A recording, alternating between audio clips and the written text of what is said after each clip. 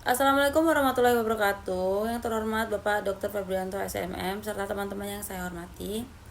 Perkenalkan, saya Amanda Istiani dengan NPM 246100095 dari mata kuliah Manajemen Keuangan 2. Pada kesempatan kali ini, saya akan mempresentasikan hasil tugas UAS mengenai analisis leverage pada Rumah Sakit Harapan Bangsa.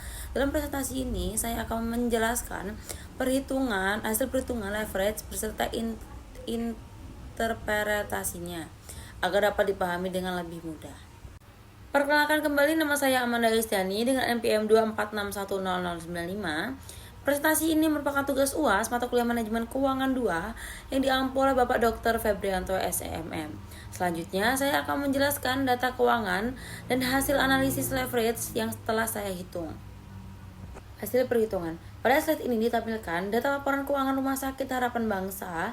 Diketahui penjualan bersih sebesar 95 juta rupiah, biaya operasi variabel sebesar 15 juta rupiah, dan biaya operasi tetap sebesar 5 juta rupiah. Dari data tersebut diperoleh EBIT atau laba sebelum bunga dan pajak sebesar 75 juta rupiah.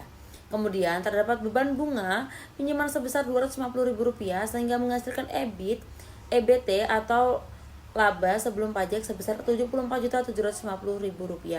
Setelah dikurangi pajak sebesar 40%, diperoleh EAT atau laba setelah pajak sebesar Rp44.850.000. Selanjutnya, perusahaan memiliki dividen saham preference sebesar Rp150.000, sehingga laba yang tersedia bagi pemegang saham biasanya menjadi Rp44.700.000. Dengan jumlah saham yang beredar diperoleh nilai IPS atau laba per saham sebesar Rp10.000.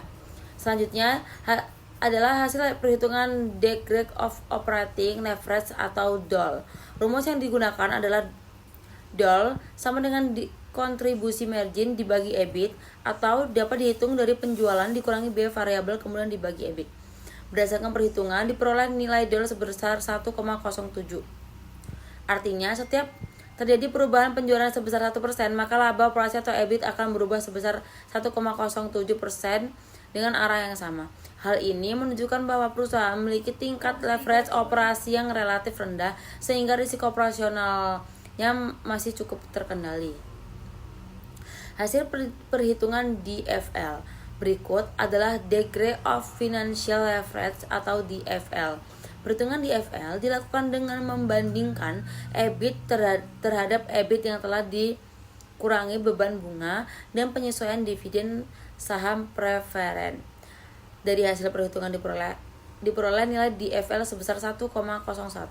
Artinya, setiap perubahan EBIT sebesar 1% akan menyebabkan perubahan IPS sebesar 1,01% dengan arah yang sama.